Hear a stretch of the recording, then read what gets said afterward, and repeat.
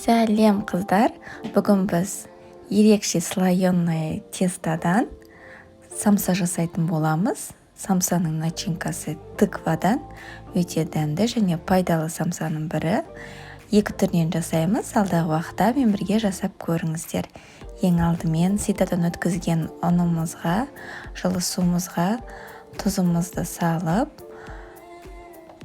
қолға жабыспайтын қамыр илейтін боламыз.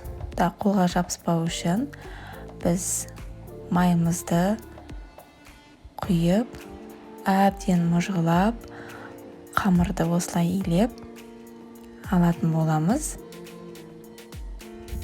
Дәл видеодағыдай илеңіздер, өйткені тестаңыз осыған байланысты болады. Тестамыз демалу үшін целлофанымызға салып қоямыз. Демалған тестамызды екіге бөлеміз. Сіздер осылай жая берсеңіздер де болады.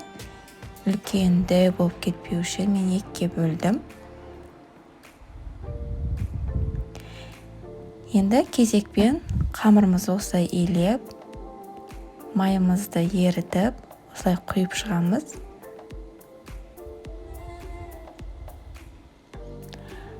Дәл видеодағыдай қамырымыздың майы бәр жаққа жету үшін мекінде жасаңыздар. Ұшына дейін май сіңіп тұру қажет. Болған соң асықпай, жұқалап, осылай орап шығатын боламыз. Орағанда тығыз орауға тырысыңыздар.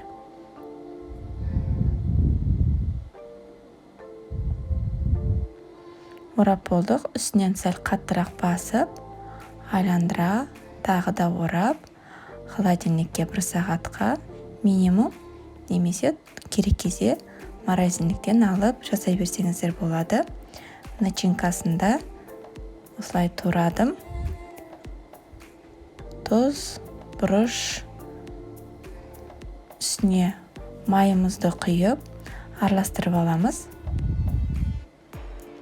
Қолымызбен мұжғылап, начинкамыз дайын. Енді самсамызды жасауға кірісеміз. Тестамызды осылай турап, осылай мұжғылап, осылай шықты. Сізде осындай болып шығу қажет. Слой-слой болып шығады. Жайғанда да өте қолға да приятны болып тұрады. Ортасына осылай қойып, біреусін кішкентай, біреусін дәу қылып, осылай илеп алдым. Бұл бір бөлік біріншісі, жартысы екіншісі. Осылай жасап көріңіздер. Өте тәтті, ерекше болып шығады.